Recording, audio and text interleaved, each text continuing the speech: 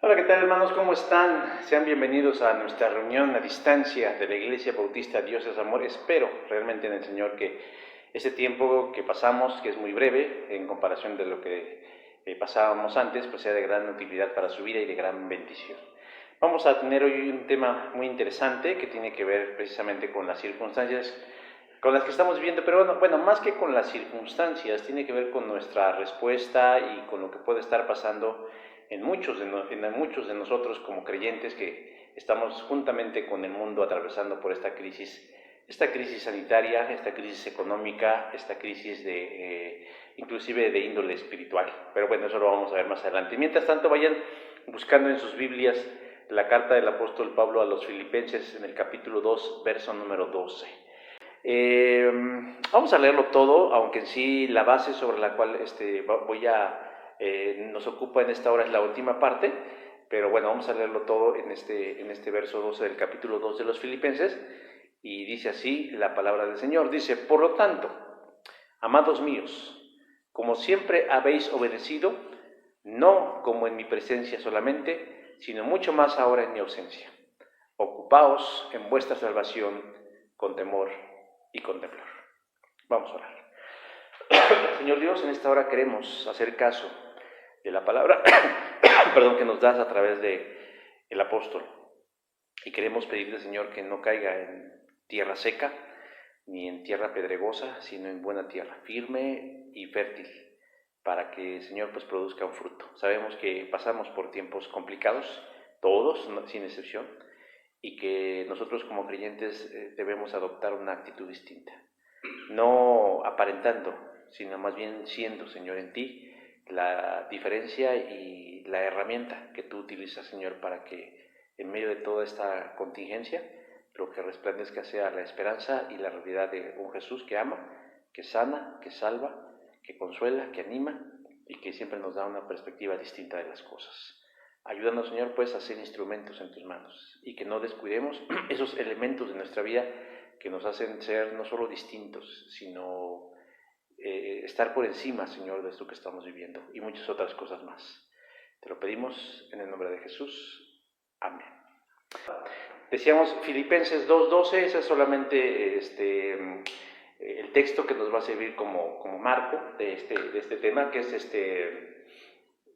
temático, es decir, vamos a estar usando varias porciones de la Biblia, pero sobre esta base de lo que Pablo dice vamos a desprender muchas cosas y muchas enseñanzas. Bueno, la firma cristiana Live White Research realizó una encuesta en iglesias de los Estados Unidos con el fin de conocer si la cantidad de fieles que se congregan ahora es exactamente la misma que antes de la pandemia. Esto en razón de que en la mayoría de las iglesias de este país manifiestan los pastores que los miembros aún no han asistido en la cantidad que tenían antes de la COVID-19. Desde principios de marzo, Live White Research ha estado rastreando cómo la COVID-19 ha estado afectando a la iglesia local. Muchas iglesias han comenzado a reunirse ya de forma presencial desde mayo, y la encuesta reveló que 7 de cada 10 pastores afirman que empezaron a hacerlo desde julio del 2020. Pero las cosas no están volviendo a la normalidad. Por ahí vi una frase que decía: esta normalidad no sabe a normalidad. Pero las cosas, dicen ellos, no están volviendo a la normalidad, pues la asistencia en las iglesias oscila entre un 20 a un 50% de su asistencia habitual. Y en algunos casos excepcionales, es decir, no es la regla, sino excepcionales, ha llegado a oscilar entre el 70 y el 90%, pero es muy raro. Los pastores creen que la pandemia ha traído cambios trágicos a muy largo plazo. En relación a nuestro país, a nuestro México, el regreso a las reuniones presenciales de las iglesias evangélicas todavía no se da de forma masiva. Es más, solamente algunas cuantas han regresado. Pero con mucha tristeza puedo decir que nosotros no podemos ni debemos esperar mejores números ni mejores resultados. Es necesario, ya lo he dicho en otras ocasiones, es necesario que la iglesia local vuelva a la comunión. a la comunión tangible, a la comunión física. Porque es un mito y es una falacia el decir que tenemos comunión de índole espiritual. Sí, Dios nos conecta en cualquier parte del mundo, pero lo cierto es de que necesitamos estar juntos a través de las reuniones, a través del trabajo, de la planificación, de la cooperación, de la estrategia y la logística, mis hermanos y mis hermanas, que implica llevar a cabo la misión de la iglesia local. Tenemos que ir abandonando la idea de lo virtual y la distancia. Son herramientas que nos han funcionado para sobrevivir en este tiempo como pandemia, pero no debemos esperar quedarnos en esa posición. No obstante, no existen todavía las condiciones para regresar. Y hay muchos factores que intervienen para que esto sea así. Ya en otro momento he hablado acerca de lo esencial que es la iglesia en nuestra sociedad. Pero las cosas han ido mucho más allá de los buenos deseos. Es decir, al principio, cuando empezó todo esto, muchos entusiastas y muchos optimistas cristianos afirmaban que la iglesia entonces iba a tener una mayor influencia porque no iba a estar circunscrita a un templo o a un local o a un edificio. Pero las cosas se han ido saliendo de control. La pandemia como tal y todo lo que ha desprendido a través de ella ha afectado la vida de todos y de todo, incluyéndonos a nosotros los creyentes. Y uno de los efectos de todo esto, mi hermano y mi hermana, es que ha incidido en la fe de muchos. Y cuando digo muchos, no estoy utilizando una palabra simple y llanamente inconsciente, sino creo que de la inmensa mayoría. Esta pandemia y todo lo que le rodea ha puesto a prueba nuestra fe en Dios. Y me atrevo a afirmarlo porque veo signos y síntomas de esto. Porque en lugar de manifestarse en mantener su compromiso y fidelidad a la iglesia local que pertenecen, muchos miembros de la iglesia simplemente han guardado silencio y han mantenido su distancia. Y esto es muy lamentable.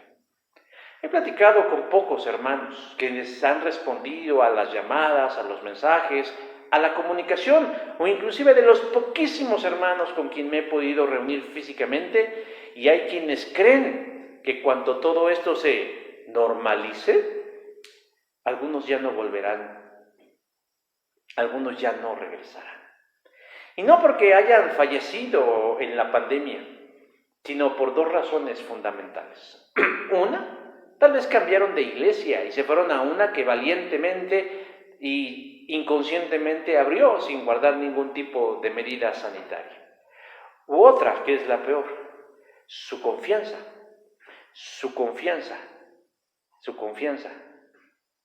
sucumbió en tiempos de la pandemia.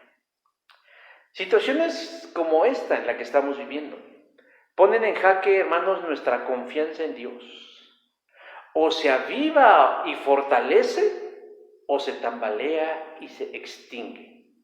Y no es para menos, porque todo lo que nos rodea es un ambiente de desesperanza, en donde escuchamos malas noticias, en donde prendemos los noticiarios y es un ramillete impresionante de puras malas noticias, desde la presencia de la enfermedad, el número de los infectados, de los muertos y de los activos, de las restricciones y de todo el montón de cosas que se han ido desprendiendo, creando en el ser humano, incluyendo en el creyente, un sentimiento de desolación y abandono.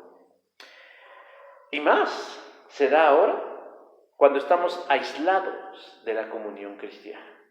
Porque durante siglos, y no solo durante años, se ha predicado la importancia y la trascendencia de mantenernos unidos, pero también juntos. No solo en el pensamiento y en el espíritu, sino también de manera tangible, de manera material, de manera real. Porque si no, nos apagamos, nos enfriamos y probablemente muramos. Por eso, mi hermano y mi hermana, Es igual de peligroso o más peligroso la muerte espiritual masiva que enfermar de COVID-19. Porque al final de todo, como dice el Señor Jesús, la carne para nada aprovecha. Y moriremos en algún momento. Pero ¿de qué sirve al hombre si pierde su alma o su espíritu? No debemos permitir que el fuego de Jesús se apague en nuestros corazones. Y eso Pablo lo sabía. Digo, no sabía de la pandemia, pero sabía que podemos estar en riesgos de morir espiritualmente cuando llegan pruebas como estas.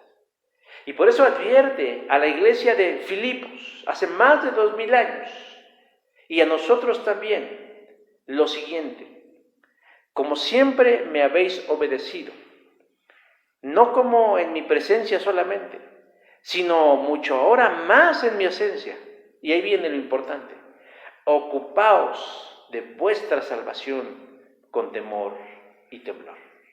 Y no, Pablo no está diciendo que la salvación sea algo que se pierda, sino más bien que estemos ocupados en desarrollarla, en fortalecerla, en no descuidarla y no dar por sentado nada. Nosotros, aun si muriéramos hoy de la causa que usted quiera, de una muerte súbita fulminante, o de COVID-19, o muriéramos de cáncer, o de un accidente, o de la razón que usted quiera, terminaran nuestros días, tenemos garantizada la vida eterna en Cristo Jesús, Señor nuestro. No obstante, eso es una probabilidad. Lo más probable es que sigamos aquí un rato más. Pero la pregunta es, ¿cómo viviremos ese tiempo mientras se cumple en lo real, en lo total, el proceso de nuestra salvación?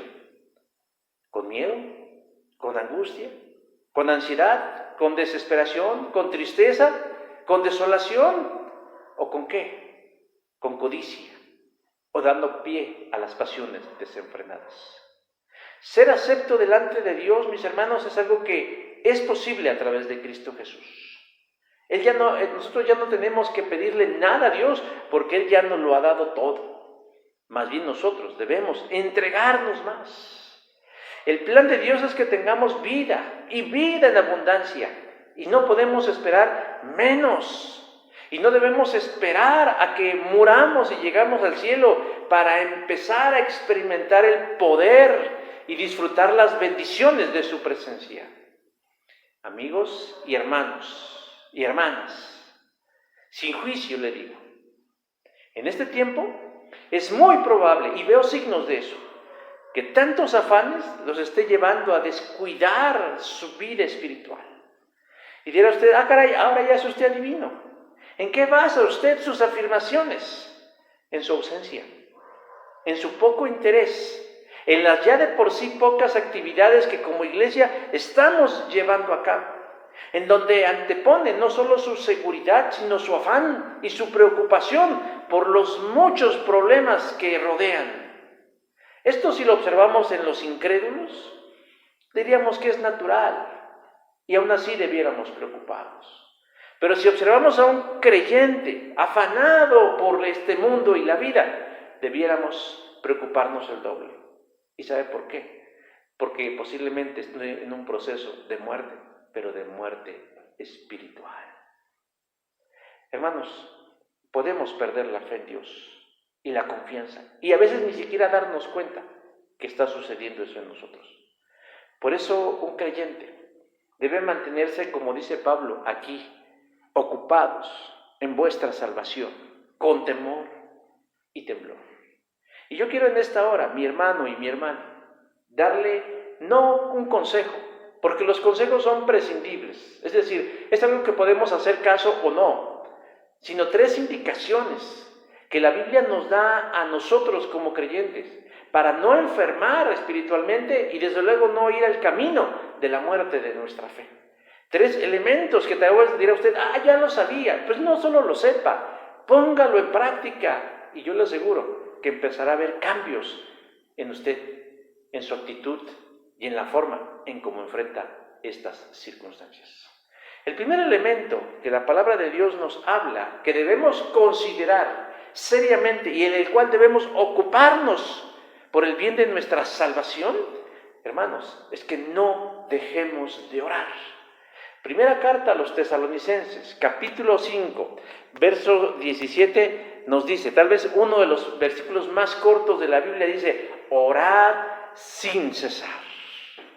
Yo sé que puede resultar obvio que nosotros como creyentes exhortemos a otros creyentes a orar, pero a veces por más obvio que parezca, lo que nos resta poder y vida en Cristo es cuando empezamos a abandonar la comunión con Él. Y uno de los medios a través de los cuales nos relacionamos con Dios y Jesucristo es la oración.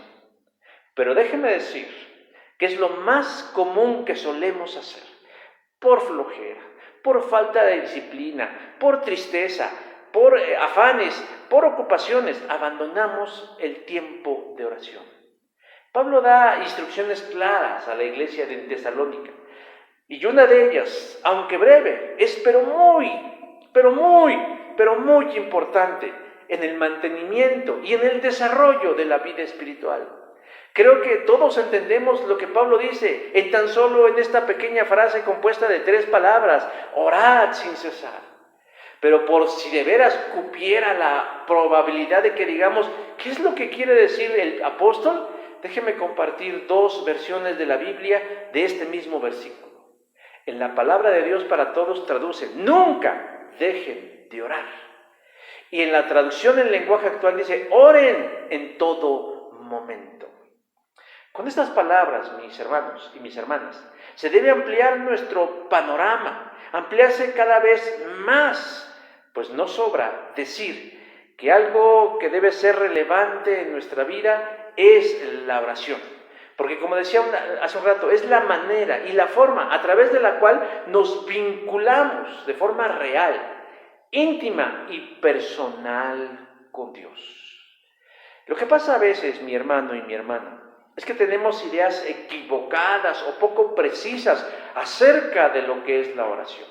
Si preguntáramos qué es orar, yo creo que nuevamente estamos cayendo en lo obvio, pero si preguntamos qué es orar, muchos dirían atinadamente, es una conversación con Dios, es una plática, es un intercambio de ideas, de emociones, de experiencias entre Dios y nosotros, en donde a veces parece que nosotros somos los únicos que hablamos, pero si somos sensibles descubriremos que a veces Dios nos habla mediante nuestras oraciones y de otras maneras, pero mediante nuestras oraciones.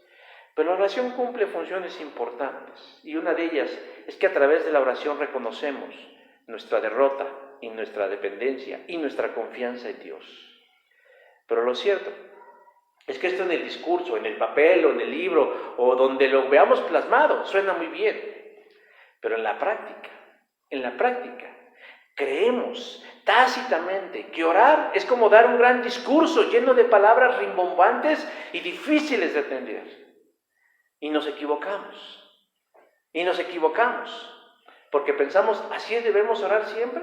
De esta manera, como si estuviéramos en un culto de adoración, como si estuviéramos dando un discurso a la multitud. Lo cierto, hermanos, es que si oráramos siempre de la manera que a veces escuchamos en la iglesia cómo oramos, no solo nos parecería aburrido, sin propósito, sino además impráctico. Y no los culpo. Pero todo eso nace de ideas equivocadas acerca de la oración.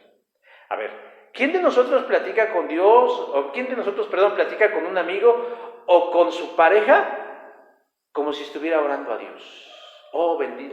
Amada esposa querida, luz de mis ojos y maravilloso ser humano. La verdad es que nadie. Cuando conversamos con alguien con el que tenemos una relación, lo hacemos con naturalidad, con espontaneidad, y en este caso con Dios, con respeto y reverencia, pero a la vez con confianza y libertad. Si oráramos más a nuestro estilo, de manera personal, más que ser una mala imitación de pastores o líderes cristianos, la oración nos sabría diferente. Claro, hay parámetros que debemos considerar dentro de la oración, pero estos nunca deben matar nuestro deseo, nuestras ganas y nuestro interés de conversar con Jesús. Ahora, como todo esto es así, El interés por orar a Dios se va apagando poco a poco hasta que de plano va muriendo. Y a veces solamente oramos diciendo gracias Dios por este día, gracias Dios por los alimentos, y es lo más que oramos. Pero cuando vamos permitiendo que la vida de oración se vaya muriendo, nos vamos convirtiendo en estos personajes que en estos días van a ser muy populares, que son los zombies. Andamos por la vida vacíos, con dudas, con temores, con ansiedades, con pecados. Hace algunos días mi esposa me mandó una imagen donde decía, ¿qué haces cuando no puedes más? Y la respuesta es, hago una oración. Hago una oración.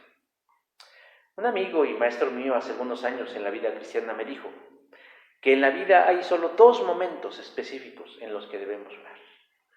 Cuando tenemos ganas y cuando no tenemos ganas.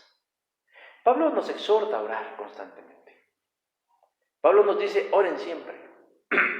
Pero podemos caer en el error de malentender a Pablo y decir que lo único que voy a hacer es orar, voy a estar de rodillas, inclinado, con los ojos cerrados. Bueno, todo esto viene de conceptos equivocados acerca de la oración. Pablo no está diciendo eso, porque tenemos la idea de la oración como parte de una ceremonia, de una liturgia, de algo así como que forma parte de un ritual, pero no es así.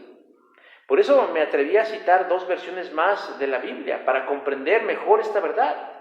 Pablo nos invita a orar constantemente, sin descanso, y se refiere a que no nos limitemos en los momentos de oración, solo cuando, veníamos a la iglesia o cuando tengamos una reunión virtual o a distancia de la iglesia ahora. No solo cuando comamos, no solo cuando salimos de casa, sino debemos mantener una actitud abierta y de comunicación con Dios en todo momento. Por eso como lo traduce la traducción en lenguaje actual. Por eso él cuando dice aquí, la estoy buscando, cuando dice, nunca dejen de orar. Oren en todo momento.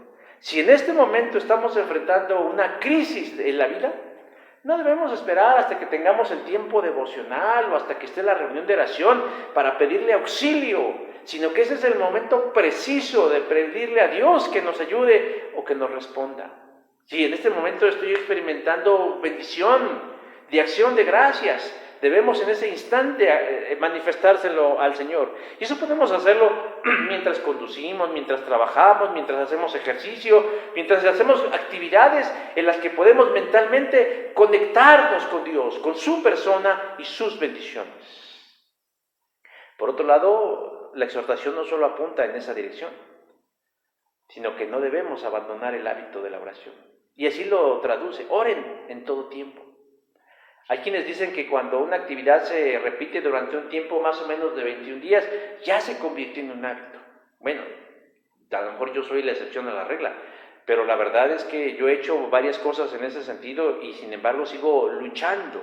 Y la oración sigue siendo una de esas cosas que no llevo 21 días, hermanos. Yo tengo en la fe pues un poquito más de 25 años y todavía sigo luchando en mi carne porque mi carne es rebelde y perversa.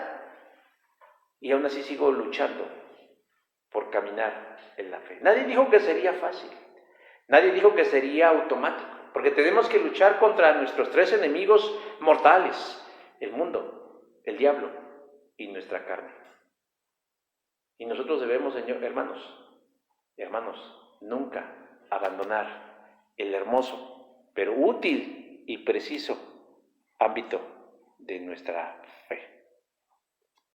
El segundo elemento que debemos considerar seriamente para no enfermar y no morir espiritualmente, mi hermano y mi hermana, además de la oración, es el de alimentarnos con la palabra, alimentarnos bíblicamente. Primera carta de Pedro, capítulo 2, verso 2, dice, desead como niños recién nacidos la leche espiritual no adulterada, para que por ella crezcáis para salvación. Hace un rato decía yo que, el mantener comunión con Dios es vital e importante. Comunicarnos con Él no solo una vez, sino si es posible siempre a través del Señor. La parte que nos toca es la oración. Y decía yo, y cuando oramos pareciera que solamente nosotros hablamos. Y también dije, no sin querer, sino descubrimos, si somos sensibles, que el Señor nos habla a través también de nuestras propias oraciones. Pero la forma más clara en la que el Señor interviene en esta comunión es a través de su palabra, porque nos habla. La Biblia no es un libro, no es meramente un libro con letras, sino es la voz de Dios hablando a cada uno de nosotros. El profeta Oseas dice que lo que le sucedió al pueblo de Dios por falta de conocimiento fue su destrucción. Oseas, capítulo 4, verso 6. Uno de los peores enemigos de la humanidad, y en este caso para el pueblo de Dios, fue la ignorancia. Sí, el desconocimiento de las verdades, los mandamientos, los principios, las promesas, las bendiciones escritas. O sea, está en forma de libro, porque siempre decimos que papelito habla. Un documento escrito, un documento así de esta naturaleza, mi hermano, tiene un valor vital, porque está ahí como registro en donde nosotros podemos consultar y del cual podríamos inclusive pues, reclamar en el mejor de los sentidos a Dios, porque decimos, lo dice tu palabra. Se nos dice que todo un pueblo fue destruido, y no por una enfermedad, y no por una guerra, sino por algo más importante: conocimiento. Cuando somos ignorantes, somos potencialmente víctimas del engaño. ¿De quién? Del mundo. ¿De quién? Del diablo. ¿De quién? De nuestra propia mente. Porque la ignorancia, el engaño, la mentira, son herramientas poderosas para asesinar nuestra fe, espiritualmente hablando. Y aquí cabe preguntarnos, ¿dónde puede el cristiano adquirir el conocimiento necesario para no enfermar y no morir espiritualmente? Ahora, yo quiero nada más precisar algo. No estoy hablando solo de un conocimiento mental o cognitivo, eso es una parte, sino también a través de saber las cosas y hacerlas nuestras. Pero la pregunta es ¿dónde? Bueno, nuevamente caemos a las obviedades. La Biblia, la palabra de Dios. Algo sucede en estos días. Ignoramos las verdades divinas. Pero no es nuevo, mi hermano. No es nuevo. Los cristianos del primer siglo tenían una enorme desventaja con respecto a nosotros. Ellos tenían solo una parte de las Escrituras. Pero tenían la palabra o la promesa o las verdades de viva voz de aquellos que habían estado cerca de Jesús, como los apóstoles, como los discípulos, quienes predicaban el mensaje de Jesús. Pero decíamos, siempre ha habido esa susceptibilidad, ese potencial riesgo de ser víctimas del engaño que lleva a la finalidad de destruir. Pedro está escribiendo a las iglesias de su tiempo y les advierte que habrá falsos maestros que se meterán en la iglesia y buscarán engañar y desviar a los hijos de Dios con mentiras, o peor aún, escondiéndoles las verdades eternas con las que pueden ser victoriosos. Por ello, previo al pasaje que leíamos, encontramos una serie de elementos que Pedro nos pide abandonar, pero al mismo tiempo nos dice que debemos adoptar una nueva actitud hacia Dios y su palabra. Sí, hermanos, nosotros debemos dejar de hacer ciertas cosas, pero aprender otras nuevas que tienen que ver con su palabra. ¿Y cuáles son estas cosas que nosotros debemos aprender en relación de su palabra? Primero, ya dijimos, la Biblia no es un libro de oraciones, de historias o de arqueología o de citas. Es la voz misma de Dios quien nos da los elementos necesarios para mirar la vida de una forma diferente. Pero ¿cuáles son esas cosas que debemos aprender? ¿Cuál es esa nueva actitud que debemos adoptar en relación a Dios y su palabra? La primera de ellas, hermanos, el pasaje nos invita a desear. Dice, desear como niños. Desear, hermanos, y utiliza la imagen o la ilustración de un niño porque se asemeja o nos quiere asemejar en cuanto a la intensidad y la pasión con la que un bebé busca su alimento. Si bien no todos los oyentes o los televidentes han sido todavía padres, pero sí han visto a un bebé con hambre. Todos hemos visto por lo menos una vez un bebé con hambre y que a veces se le retrasa el alimento, aunque sea unos instantes, unos segundos, unos minutitos, entran en un estado de ansiedad y de deseo grandísimo. Bueno, dice Pedro, esa misma actitud con la que ellos desean, ansían, buscan, claman, piden su alimento, es la que debemos tener nosotros, hermanos, en relación a las verdades divinas. Pablo nos exhorta a adoptar la misma intensidad con respecto a la palabra de Dios. Un bebé no descansa en su imperiosa súplica porque le suministren su tan preciado alimento. Y en la medida que nosotros copiemos esa forma tan espectacular de pedir, las sombras de la ignorancia y el error se irán desvaneciendo e iremos fortaleciendo nuestro espíritu, nuestra mente, nuestro corazón y, ¿por qué no?, inclusive nuestro cuerpo.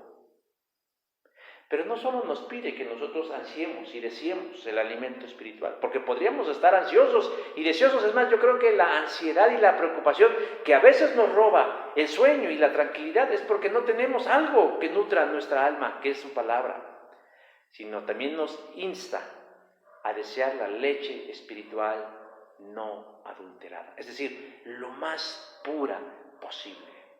No sé cuántos de ustedes conozcan al hermano Miguel Núñez. Digo, yo lo conozco a través de las redes sociales. Es un epidemiólogo, es médico epidemiólogo, pero además es pastor. Es conocido en algunos círculos cristianos, es un buen predicador, es un buen maestro, es una muy buena persona, es un hijo de Dios.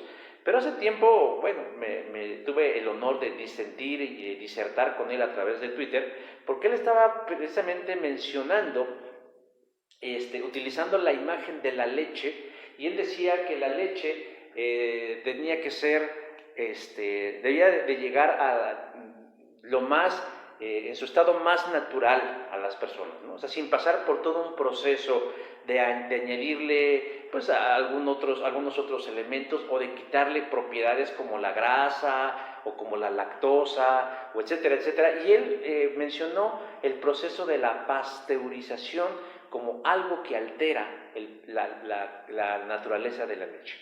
Y yo le decía que estaba mal utilizando él esa parte, porque en realidad la pasteurización no daña la composición de la leche, sino que la purifica.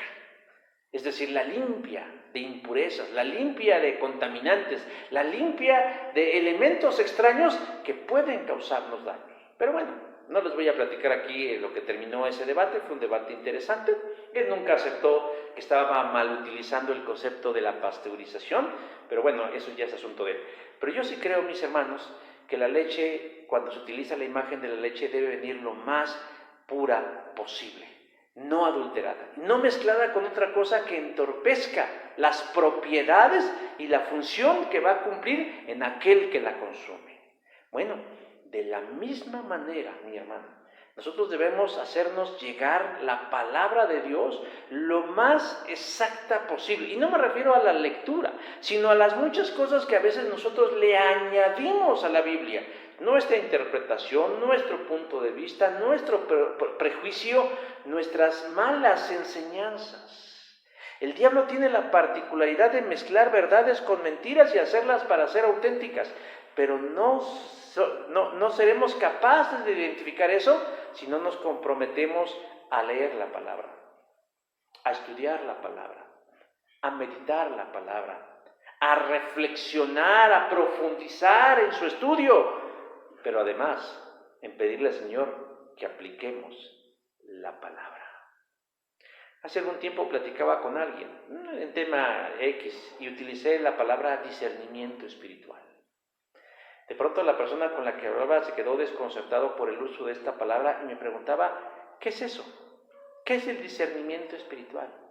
Y le dije, no te asustes, no es ninguna doctrina extraña y nueva. Tiene que ver más bien con la capacidad nuestra, la capacidad que Dios nos da a los hijos de Dios de poder analizar con sabiduría cuando estamos leyendo la palabra, cuando estamos escuchando la palabra, cuando alguien expone la palabra, y que no venga adulterada, cambiada o corrupta. Es la capacidad de reconocer la verdad de Dios en medio tal vez de medias verdades. Solemos escuchar predicadores, pero pocas veces nos damos a la tarea de verificar si lo que tal expositor de la Biblia nos dice es cierto o son invenciones de ellos. No podemos conformarnos solamente con que nos den leche, ¿no? Fortileche, ¿cuál es la del Chavo del 8, ¿no? Fortileche, ¿sabe usted que la fortileche ni siquiera es leche? Es un derivado, un producto derivado de la leche, no es leche. Entonces, si usted va a querer fortileche por su sabor, por su consistencia o porque tiene vitaminas y minerales, pero al final de cuentas no es leche, pues está usted tomando agua con otra cosa. Lo mismo sucede con la palabra del Señor. No debemos conformarnos con que nos den cualquier leche. Es nuestra responsabilidad que el alimento espiritual que llegue a nosotros sea puro, sea limpio, sea exacto, sea efectivo y jamás mezclado por nada. Ahora, nosotros debemos hacer mínimo esas dos cosas: desear y exigir el alimento puro. Y en esto habrá fruto, habrá un resultado. Y no solo a nivel académico, donde podamos decir, caray, ya sé mucho de la Biblia, sino también en nuestro carácter. Pedro dice, para que por ella crezcáis, para que por ella crezcáis. ¿Y qué significa crecer? No solo es saber, sino ser en el Señor.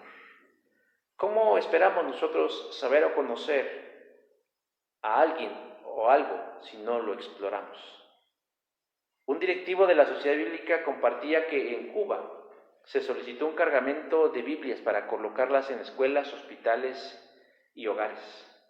¿Con qué finalidad? Con la finalidad de evitar que los cubanos se volvieran fanáticos religiosos, dándoles la oportunidad de leer y analizar el libro de Dios y no permitir que alguien les venga con invenciones y los engañe.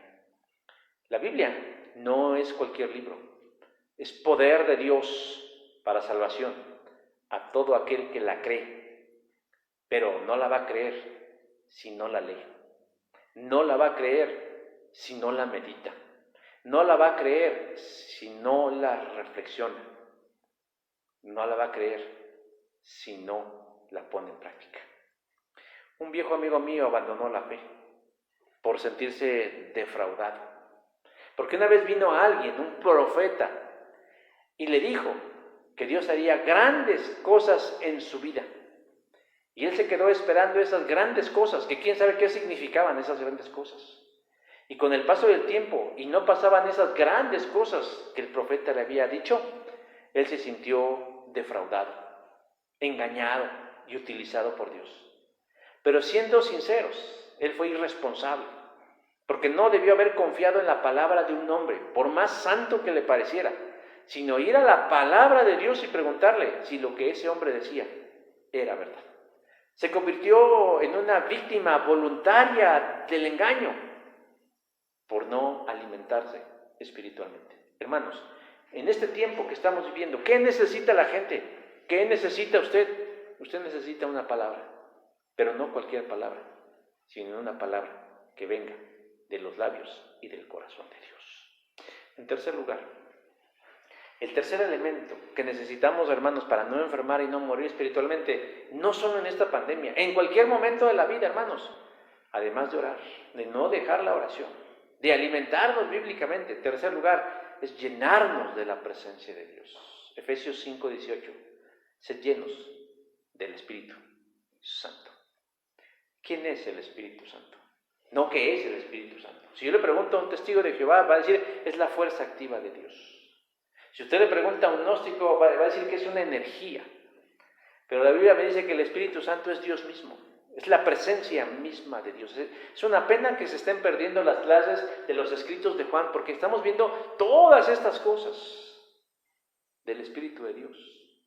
Cuando nosotros creemos en Cristo, cuando nosotros le decimos sí a Cristo, ¿sabía usted que en ese momento viene sobre nosotros la presencia misma de Dios a morar en nosotros, en nuestra mente, en nuestro corazón, en nuestros problemas, en nuestras angustias, en nuestro pasado, en nuestro presente, en nuestro futuro? Él se convierte en nuestro acompañante. Va con nosotros a donde quiera que vayamos, habita en nuestras vidas. Y eso es un gran privilegio que muchos en el pasado no pudieron obtener. Pero si usted está en Cristo, usted tiene el Espíritu de Dios. Ahora, hay dos maneras en las que el Espíritu Santo puede estar en nuestras vidas.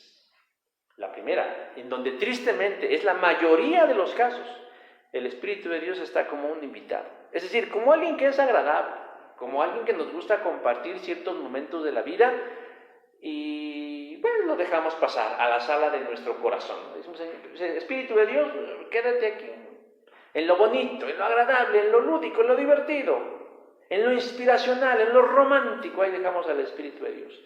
Esa es la forma en la que queremos. Pero solo es un invitado. La otra manera en la que el Espíritu de Dios puede estar en nosotros no es como un invitado. Es como el Señor de nuestras vidas. Y es a esto lo que Pablo llama la llenura del Espíritu. Pero pues como dijo Jack el Destripador, vámonos yendo por partes. El creyente en Jesús debe enfrentar problemas. Bueno, no debe, ha de enfrentar problemas, como cualquier otro mortal. O sea, en esta pandemia, mi hermano, mi hermana, con mucho dolor y con todo el corazón estrujado, puedo decir, hay incrédulos que han enfermado de coronavirus, pero también hay creyentes. Hay gente que ha muerto por coronavirus y sus complicaciones, pero también ha habido creyentes. ¿Cuál será la diferencia? Si todos estamos inmersos en lo mismo. Los mismos 5 pesos que usted tiene en su bolsa, tal vez son los mismos 5 pesos que yo traigo en la mía y sirven para lo mismo. Sirven para lo mismo. Porque estamos en este mundo quebrantado. Jesús nos dijo en Juan 16:33, en el mundo ustedes tendrán que sufrir. O dicho de otra forma, en el mundo tendréis aflicción. Pero confiad. Yo he vencido al mundo. Jesús no nos prometió que no habría problemas. Jesús no nos prometió que no habría dificultades. Pero lo que Jesús sí nos prometió, hermano y hermana, es que Él nos ayudaría, y no dándonos palmaditas en la espalda, ni dándonos terapia de perro acariciándonos en la cabeza, sino que Él sería presente en todos nuestros problemas.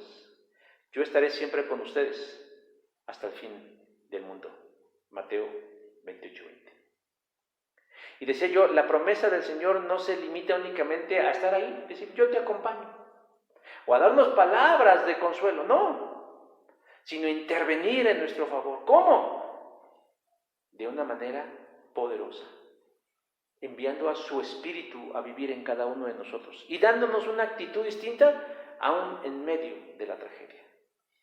De tal manera que ninguno tiene pretexto para reclamarle a Dios por lo mal que puede estar yéndole en la vida.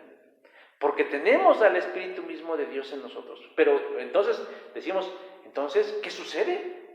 ¿Por qué vivimos lo que vivimos? ¿Por qué nos sentimos como nos sentimos? Pues por lo que decía hace un rato, depende de cómo tienes al Espíritu de Dios en tu vida. Como un invitado que únicamente le pides voz y voto cuando te va bien, o para reclamarle y echarle ahí tus desperdicios emocionales y reclamarle todo lo mal que le va, o como el Señor de tu vida, como el que dicta tu vida, como aquel al cual debes estar sometido en tu vida.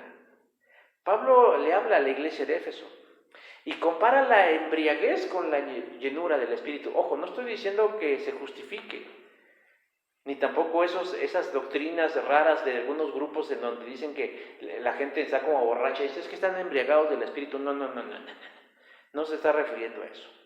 Lo que Pablo está utilizando es una metáfora, un símil, diciendo, cuando la gente bebe vino o alcohol y se excede en su consumo, de hecho, una palabra que se utilizaba antes para las bebidas embriagantes eran espíritus. Cuando se consumen estas bebidas, sus efectos se hacen visibles. Y uno de sus efectos es que la manera de actuar, de pensar y de sentir son gobernadas por los efectos del alcohol. Una persona embriagada ya no es dueña de su voluntad, sino de ese elemento que lleva dentro. Del mismo modo, él dice, así como ocurre con un alcohólico, nosotros debiéramos permitir que el Espíritu de Dios nos gobierne. Que el Espíritu de Dios nos llene, que el Espíritu de Dios nos dirija. Y eso, mi hermano y mi hermano, ¿implica qué? Implica derrotarnos y decir, sí, Señor, tú tienes razón. Así es como deben ser las cosas. Yo sé que no es fácil, pero realmente es un golpe al orgullo. Nosotros no podemos hacer nada si no estamos en comunión con el Espíritu de Dios. ¿Qué debemos hacer? Bajar la guardia, quebrantar nuestro orgullo, humillarnos delante del Señor y pedirle directamente que nos llene de su presencia. ¿Cómo sabremos que así es? Porque a partir de ese momento empezaremos a observar en nosotros un cambio de actitud ante las situaciones de la vida. Empezaremos a vivir sin miedo, sin preocupación y sin ansiedad. Porque entonces permitiremos que el Espíritu de Dios tome el control de nuestras vidas. Me preocupa lo que la pandemia nos dejará a nosotros como iglesia. Realmente me asusta. Me preocupa la ausencia de muchos de ustedes. Me preocupa que no tomen la iniciativa para preguntar cómo estamos. Me preocupa la actitud de los líderes en su omisión, de los heraldos de la fe en esta iglesia, los que debieran ser modelo y ejemplo. Me preocupa mucho qué nos dejará la pandemia. Me asusta que se cumplan los vaticinios de aquellos que dicen que no todos regresarán a la comunión. Pero por eso, hermanos y hermanas, yo les doy esta palabra para prevenir eso, para que sea Dios quien les diga. Porque ustedes lo que necesitan, lo que yo necesito, lo que todos necesitamos como iglesia local en Cristo, es escuchar la voz de Dios.